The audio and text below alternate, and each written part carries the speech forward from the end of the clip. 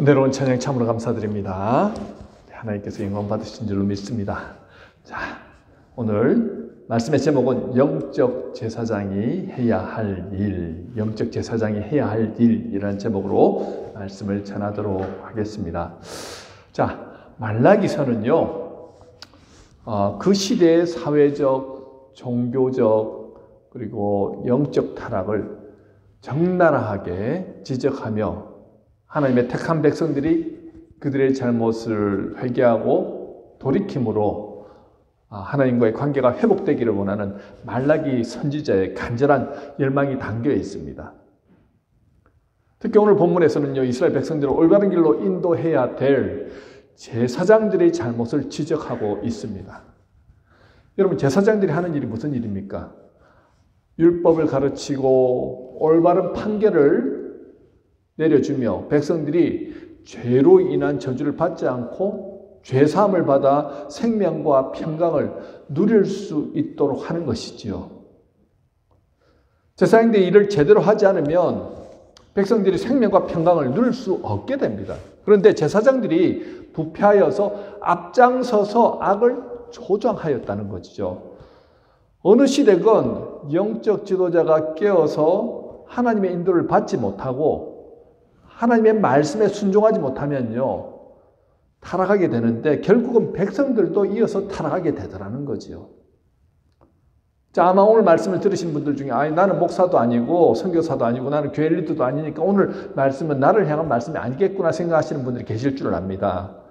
하지만 신약 성경에 보면 예수를 믿음으로 구원받은 하나님의 자녀들은 모두 뭐라고요? 제사장이라고 분명히 말씀하고 있습니다. 베드로전서 2장 9절 우리 다 같이 읽도록 하겠습니다. 시작. 그러나 너희는 택하신 족속이요 왕같은 제사장들이요 거룩한 나라요 그의 소유가 된 백성이니 이는 너희를 어두운 데서 불러내어 그의 기이한 빛에 들어가게 하신 이의 아름다운 덕을 선포하게 하려 하심이라. 또 요한계시록 1장 6절에도 말씀하시거든요. 함께 읽겠습니다. 시작. 그의 아버지 하나님을 위하여 우리를 나라와 제사장으로 삼으셨느니라. 자, 이 말씀들을 통해서 우리가 어떤 사람들인가 아시겠지요? 오늘 본문은요, 영적 지도자의 목사나 장로, 교회 리더뿐만 아니라 모든 성도를 향한 하나님의 말씀이고 하나님의 명령입니다. 오늘 본문의 말씀을 통해서 이 땅의 제사장인 우리는 어떤 모습으로 서 나가야 할 것인가? 여러분 생각해 보았으면 좋겠습니다. 첫 번째로 제사장들이 해야 할 일, 첫 번째가 하나님을 영화롭게 하는 삶. 하나님께 영광 돌리는 삶을 살아야 합니다. 본문 2절에 분명히 말씀하시지요. 우리 다 같이 읽겠습니다. 시작. 너희가 만일 듣지 아니하며 마음에 두지 아니하여 내 이름을 영화롭게 하지 아니하면 내가 너희에게 저주를 내려 너희의 복을 저주하리라. 내가 이미 저주하였나니 이는 너희가 그것을 마음에 두지 아니하였습니다. 제사장의 소명은 하나님의 이름을 영화롭게 하는 것입니다. 여러분, 하나님을 영화롭게 한다는 것, 하나님께 영광 올려드린다는 것 알긴 알겠는데 구체적으로 이게 뭔가 그런 생각 해보신 적 있으시죠? 자, 사전적인 표현을 들어서 제가 사전을 찾아보았는데 하나님께 영광 올려드리는 삶이란 사전에서는 이렇게 얘기합니다. 하나님의 본질을 이 세상에 드러내요. 하나님으로 하여금 하나님 되게 하고 사람들로 하여금 하나님을 예배하고 찬양하게 만드는 일이라고 지금 사전적으로는 얘기하고 있습니다. 설명을 들으니까 목사님 더 어려운데요 이렇게 느끼시는 분들도 있는데요. 간단하게 말하면 우리의 모든 삶이 하나님 앞에서 사람들 앞에서 나는 없어지고 하나님만 높여드리는 삶, 이게 하나님께 영광 올려드리는 삶이에요. 근데 이렇게 사는 삶이 여러분 말처럼 쉽던가요? 인간은 누구나 인정받고 싶고 칭찬 듣고 싶고 자신을 드러내고자 하는 그런 본능을 가지고 있는 것 같습니다.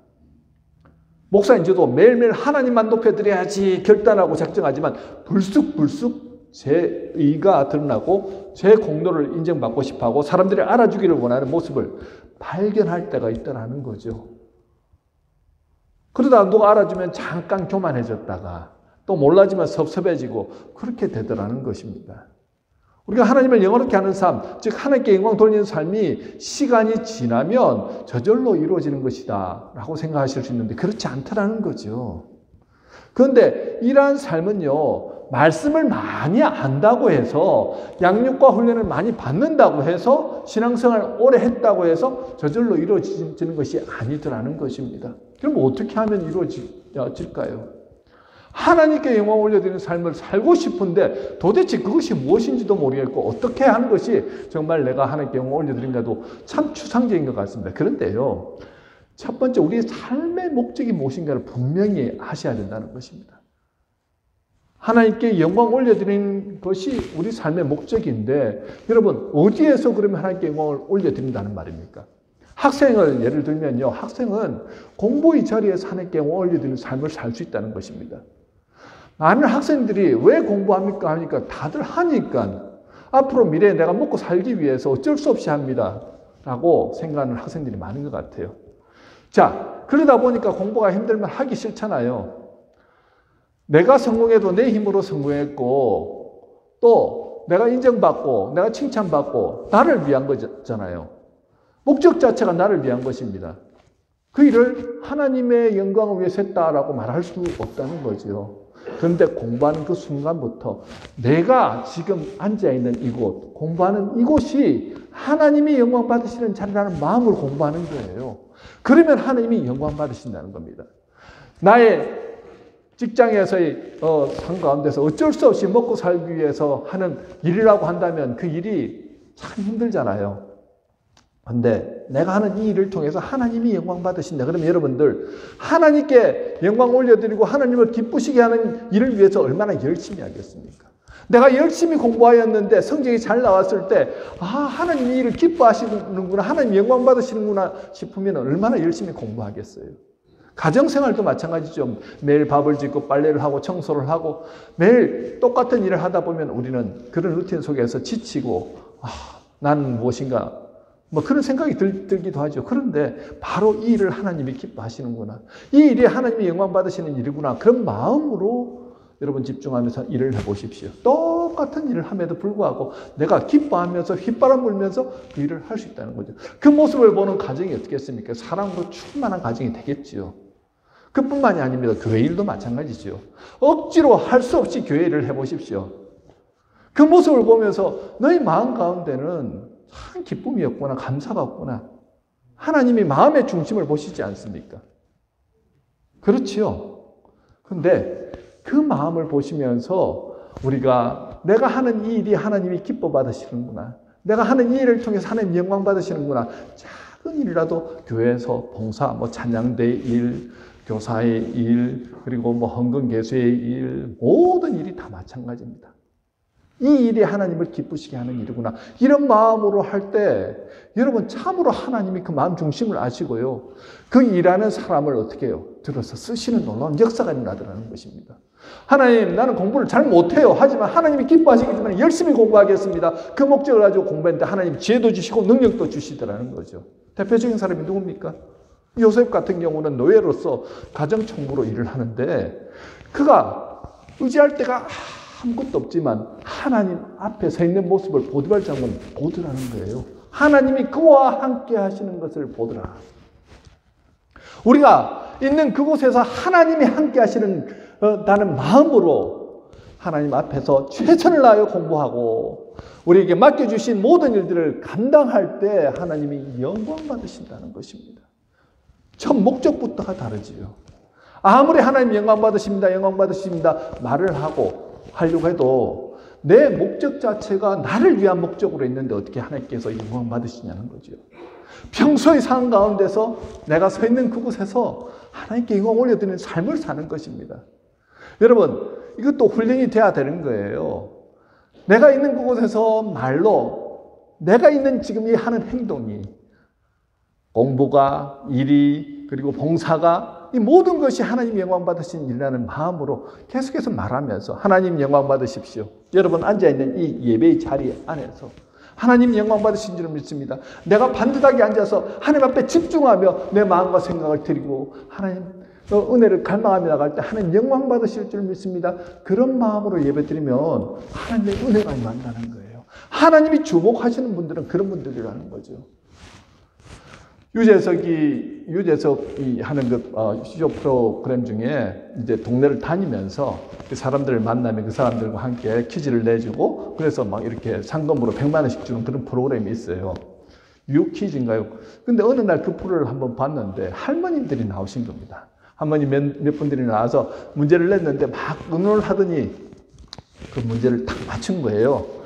야, 그래서 그 할머님 중에 한 분이 놀랍게도 하나님 감사합니다 하면서 이렇게 얘기를 한 거예요. 그 옆에 있던 할머니가 야, 무슨 하나님 나한테 해준 게 뭐 있다고. 지금 방송사에 감사를 해야지. 방송사가 100만 원씩 주고 하는데 방송사에 감사해야지. 왜 하나님께 감사하냐면서 그렇게 막 웃고 넘어간 것을 봤는데 그때 제가 딱 들은 마음이 있는 거예요. 아, 이분은 평소 때 하나님께 항상 감사하는 삶을 살고 있구나. 삶의 목적이 하나님을 기뻐하고 하나님께 영광 올려드리는 모습으로 살고 있구나. 그러니까 그 사소한 일에도 하나님 감사합니다라는 그 말을 하게 되더라는 것이죠. 우리 같으면 어떻습니까? 아이고 참 감사합니다 이러고 말 건데 하나님 감사합니다라고 하는 것은 그 삶 가운데서 드러난 모습이라는 거죠. 저와 여러분도 마찬가지 아니겠습니까? 여러분이 하나님과 함께 하시는 사람은 내 마음이 하나님을 향해 있는 사람이고 내 삶의 목적이 하나님을 영화롭게 하는 것이라는 것을 알고 믿고 하나님을 기쁘시게 하기 위해서 내 모든 영역에서 하나님께 영광 올려드리겠다는 마음으로 살아가는 사람들입니다. 우리의 입술에서도 날마다 그렇게 고백하십시오. 공부가 힘들고 또 직장 생활이 힘들고 일이 어렵고 사업이 어렵고 다 하지만 하나님 일이 주님께서 내게 보내셨고 나를 통해서 하나님께서 영광 받으시기를 원하신다고 한다면 주님 기쁨으로 이를 감당하겠습니다. 그럴 때 하나님께서 지혜도 주시고 능력도 허락하여 주시더라는 거죠. 다니엘을 통해서 똑같은 환난 아이들이 있었지만 그 많은 사람들 중에서 하나님께서 들어 쓰시는데 제2인자 총리의 자리로 그를 들어 쓰시더라는 거죠. 하나님이 주목하시는 사람, 어떤 사람이요? 하나님을 경외하고 하나님께 영광 올려드리는 그 마음으로 가득 찬 사람이라는 사실을 기억하시기 바랍니다. 두 번째, 하나님을 제사장들이 해야 할 일 두 번째는요. 하나님을 경외하는 언어를 사용해야 합니다. 본문 6절에 보면 그 입에는 진리의 법이 있었고 그 입술에는 불의함이 없었으며 라고 말씀합니다. 하나님은 거룩하고 의로우신 분이십니다. 하나님과 대면하는 제사장은요, 의로우신 하나님 앞에 나아가기 위해서 자신의 몸과 마음을 정결하게 해야 합니다. 특히 자신의 말 속에 불의한 말은 없는지 항상 자신의 말을 점검해 보아야 한다는 거죠. 그만큼 말이 중요합니다. 내가 생각하는 것, 내 마음에 품고 있는 것이 결국 말로 드러나기 때문이라는 거예요. 야고보 사도는 사람의 혀가 가지고 있는 파괴력에 관해서 이렇게 경고하고 있습니다. 야고보서 3장 6절인데요. 우리 다 같이 한번 읽어보도록 하겠습니다. 시작! 혀는 곧 불이요 불의의 세계라. 혀는 우리 지체 중에서 온 몸을 더럽히고 생의 바퀴를 불사르나니 그 사르는 것이 지옥불에서 사느니라.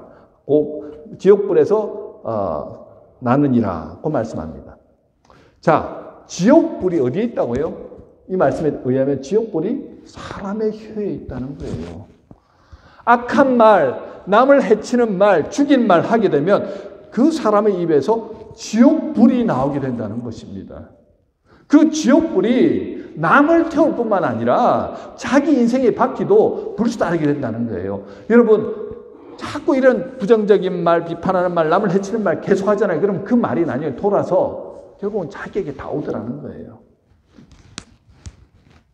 그래서 우리 믿음의 사람, 왕같은 제사장들은요, 항상 신경 써야 되는 게 우리가 하는 말들은 하나님을 찬양하는 말, 복음을 증거하는 말, 다른 사람들을 세워주는 말, 다른 사람들의 죄악에서 돌이키도록 하는 말, 주로 그런 말만 사용하시길 바랍니다.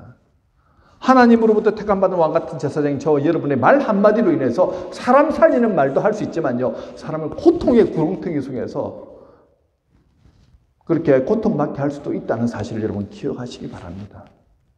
아마 대부분의 우리 예수 있는 사람들은 나는 별로 다른 사람들한테 비판적인 말, 비난하는 말 잘 안 하는데 참 다행한 일이긴 하지만요.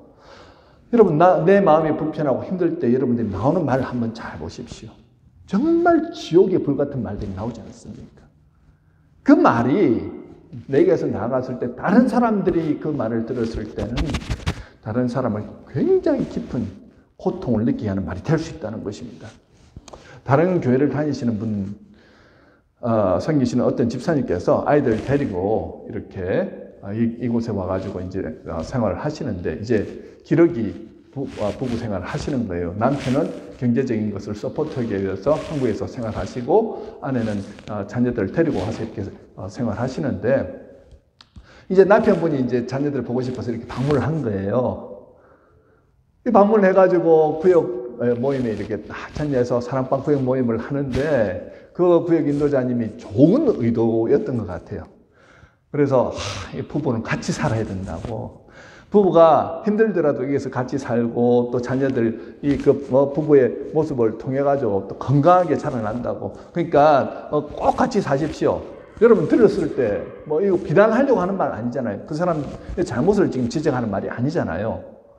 그런데 그분은 갑자기 벌떡 일어나더니 굉장히 화가 난 채로 팍팍 걸어가면서 교회 밖을 나가면서 큰 소리로 사람들이 들으라는 듯이, 내가 이 교회 오면은 내 손에 장을 지진다.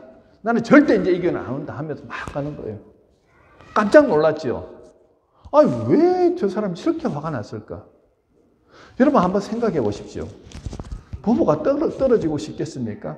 자녀를 그렇게 내보내면서까지 어쩔 수 없는 상황 가운데서 내가 경제적으로 서포트 하려고 하면 여기 와서 고생하면서는 그렇게 서포트 할 수 없기 때문에 어쩔 수 없이 한국에서 떨어져서 사는데, 떨어져 있는 나도 그렇게 힘들고 고통스러운데 그걸 알지도 못하고 그저 권면한다는 말이 와서 살으라고 한다고 해서 그 권면이 받아들여지느냐는 말입니다. 되려 그 말 때문에 나중에는 교회를 떠나겠다는 그런 말까지 나오더라는 거죠. 여러분, 우리가 어떤 권면을 할 때도 마찬가지라는 거예요. 잘 알지 못하면서 쉽게 하는 그 말 한두 마디 때문에 관계가 깨어지는 경우를 많이 경험하죠. 늘 우리가 생각해야 될 것이, 내가 잘 알지 못할 때는요, 그저 침묵하시는 게 어떤 면에서 더 덕을 이룰 수 있습니다. 또한 그런 정말 신뢰가 쌓여도 참 조심해서 말을 해야 한다는 거죠. 우리 크리스찬들은요, 되도록이면 할 수 있다면 덕을 세우는 말을 해주십시오. 하나님 찬양하는 말, 칭찬하는 말, 위로하는 말, 사랑의 말을 이렇게 하려고 노력해 주십시오. 그것이 제사장이 해야 될 말이라는 것입니다. 세 번째는요, 제사장은 항상 화평함과 정직함으로 하나님과 동행하는 삶을 살아야 합니다. 6절에 보면, 6절 중반부에 보면 그가 화평함과 정직함으로 나와 동행하며 라고 말합니다. 화평함과 정직함. 자, 하나님과 관계가 잘 된 사람, 바로 된 사람은요, 그 모습 가운데서 하나님과의 샬롬의 관계가 맺어진다는 거예요. 화평한 관계, 사랑의 관계가 맺어집니다. 그런데 하나님과 관계가 잘 된 사람은 또 사람과의 관계도 잘 되더라는 거죠. 우리 모습 속에 여러분들 거짓된 말이나 행동이 있다. 다른 사람들은 잘 모르지만 나는 느낄 수 있지 않습니까? 그렇다고 한다면, 여러분 그것이 계속 반복되어진다고 한다면 그런 분들은 지금 하나님과의 관계가 잘 되어 있다고 볼 수 없다는 거예요. 의로우신 하나님 안에 살아가는 사람은요, 자신의 이익을 위해서 거짓된 말을 행동하지 않습니다. 사업을 할 때도요, 여러분들 정말 하나님과 관계가 잘 된 분들은 내가 손해를 보는 한이 있더라도 사업상에서 나는 하나님의 법대로 따라가겠습니다. 그거 지키며 살아가시는 분이에요. 뻔히 손해인 거 알면서도, 목사님 사업 안 해보셔서 모르시죠. 저는 사업 안 해서 모르지만요, 하나님 앞에서 서 있기 때문에 정직하게 사업하려고 노력하더라는 거죠. 참 어려운 부분입니다.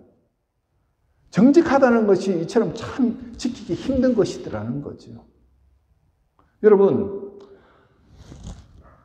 화평함과 정직함이 제사장의 삶에 있어서 얼마나 중요한지 모릅니다. 점잖게 다니고 말도 고상하게 한다고 해서 경건하다고 말할 수 없습니다. 경건의 모습은요, 언제나 화평과 정직으로 드러나게 되어 있습니다. 이 정직이라는 것은요, 하나님이 제시하신 원칙에 따라서 똑바로 걷는 것입니다. 그것이 정직입니다. 하나님이 하라고 하면 하고, 하지 말라고 하면 하지 않는 것, 그것이 정직이라는 거예요. 내 필요에 따라서 말씀을 이렇게 적용하고 저렇게 이용하고 해석하는 경우들이 얼마나 많습니까? 그럼 그건 옳지 않다는 거예요. 내가 속인다고 해서 하나님의 속아 넘어가시지 않는다는 거죠. 어떤 목사님들은요, 사람의 인권이 중요하고 하나님은 동성애 자들도 사랑하신다라고 하면서, 그 말씀 맞잖아요. 하나님 동성애 자들도 사랑하시는 하나님이십니다. 그까지는 좋았어요. 그런데 이렇게 퀴어 축제라든지 동성애 축제에 나가서 그들을 옹호하는 발언을 하고 하는 분들이 계시더라는 거죠. 과연 그것이 옳으냐 하는 것입니다. 우리 일제시대 때 한번 보실까요? 신사참배할 때 목숨 걸고 반대하신 목사님들 계신가 하면요, 그것을 해도 괜찮다고 적극적으로 또 어떻게 권하신 목사님들도 계시더라는 거죠. 여러분 생각은 어떠십니까? 조상님들에게 제사는 절대로 안 된다라고, 그것은 범죄시하면서, 아니 일본 제국주의자들 그 영웅들 앞에 나가서 제사 드리는 건 괜찮다고 말하는 게 과연 그것이 옳냐는 거죠. 말라기 시대에 하나님께 드리는 제물 중에서 훔친 것, 눈먼 것, 저는 것, 병든 것 드려도 된다고 누가 그랬습니까? 하지만 제사장들은 그 모든 것들 다 허용했습니다. 괜찮다라고 말했다는 거예요. 하나님 지적하신 바로 그거예요. 여러분, 우리가 하나님과 잘된 분들은요, 하나님의 말씀을 최고의 권위로 인정하고 그 말씀대로 순종하며 따라가는 분들입니다. 물론 우리 모두가 성경의 말씀을 100% 순종하면서 살아가기가 쉽지 않습니다. 또 어떤 문화나 또 환경에 따라서 참 이게 어려운 부분들이 있습니다. 하지만요, 그 마음 가운데는 나는 하나님 100%는 아니라 할지라도 최선을 다해서 내가 하나님 말씀을 지키며 따라가기를 원합니다.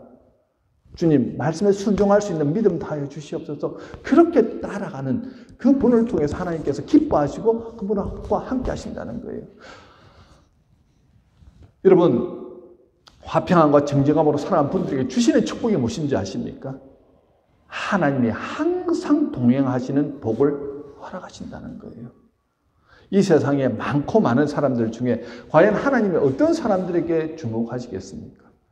하나님 앞에서도 거짓되고 정직하지 아니하고 자기 마음대로 성경을 해석하면서 이용하면서 살아가는 사람일까요? 아니면 철저하게 나는 믿음으로 하나님을 바라보면서 하나님 말씀에 순종하면서 살아가는 그 사람에게 하나님께서 주목하시고 동행하시고 함께 하시면서 복을 다하실까요? 여러분, 우리가 해야 될 바는 바로 그런 모습 아니겠습니까? 왕같은 제사장으로 부름받았기에 하나님, 나는 그 제사장의 사명을 감당하기 위해서 정직하게 살아가겠습니다. 하나님과 화평을 이루고 주님 맡겨주신 사람들과 화평을 이루는 삶 살아가겠습니다. 그리할 때 하나님의 은혜와 복, 위로가 흘러넘치는 그런 놀라운 삶을 살게 된다는 거죠. 자, 네 번째로 제사장들은요, 많은 사람들을 죄악에서 떠나게 하는 삶을 살아가야 합니다. 본문 6절 하반부에 보면 많은 사람을 돌이켜 죄악에서 떠나게 하였느니라. 대저 제사장의 입술은 지식을 지켜야 하겠고 사람들이 그 입술에서 율법을 구하게 되어야 할 것이니 제사장은 만군의 여호와의 사자가 되면을. 자, 오늘 말라기서 2장 6절 7절의 말씀인데요, 제사장은 만군의 여호와의 사자입니다. 여호와의 사신이라는 말이에요. 사람들이 여러분들을 보면 예수 그리스도를 보게 된다는 거예요. 예수 믿는 사람들이 왜 그래? 그러면 여러분들이 조롱받는 게 아니고 하나님이 조롱받으시는 겁니다.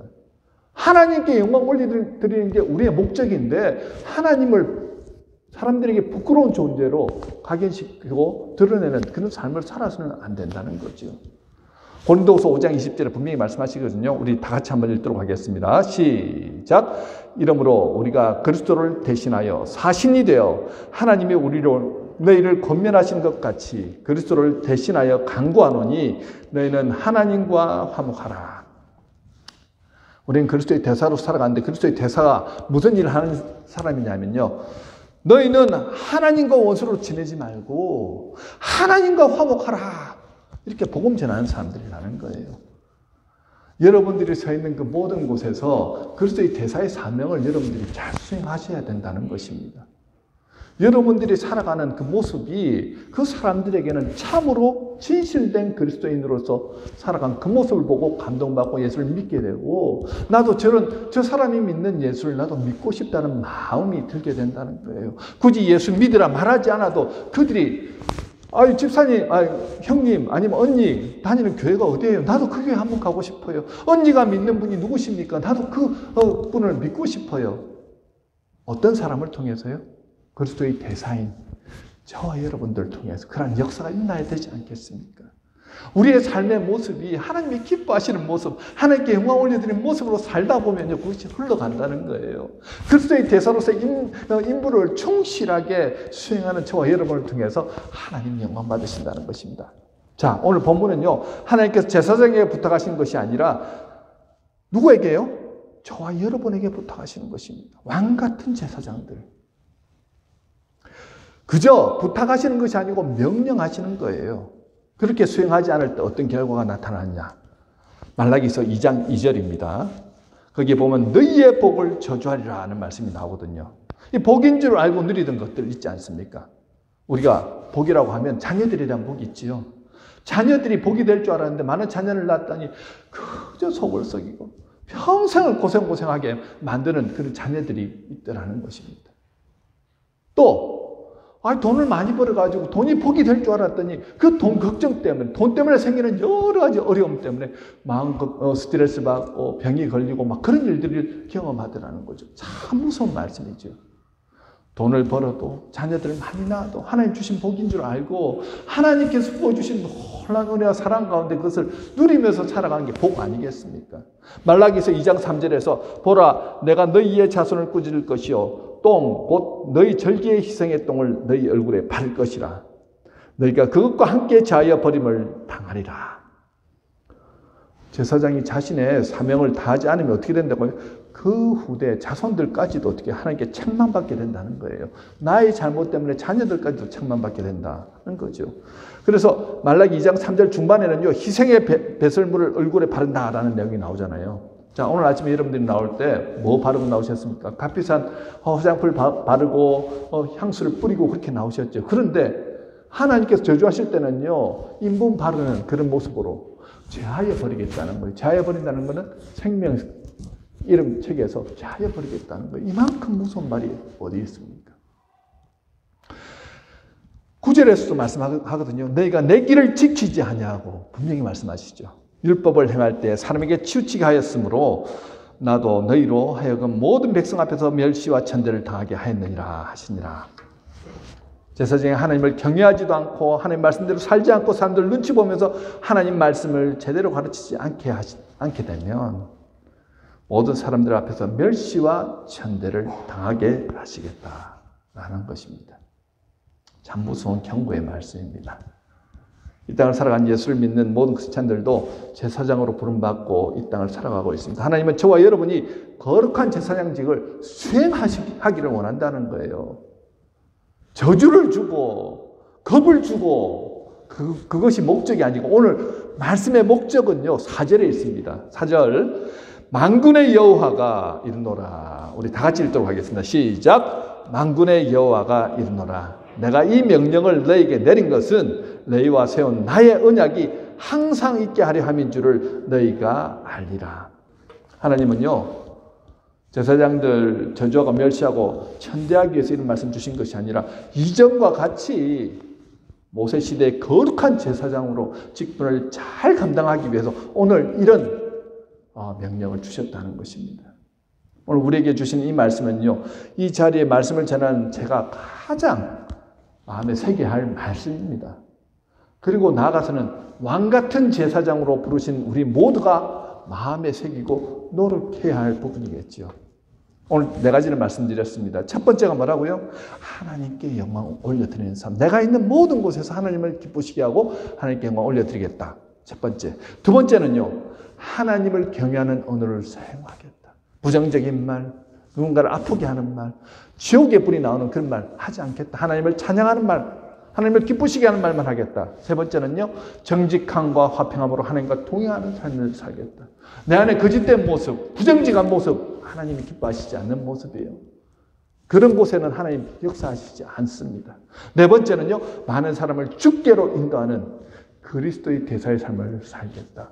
여러분, 이 네 가지를 잘 생각해 보십시오. 결단하시고 이 한 주간 정말 이 모습대로 한번 살아보시는 저와 여러분이 되었으면 좋겠습니다.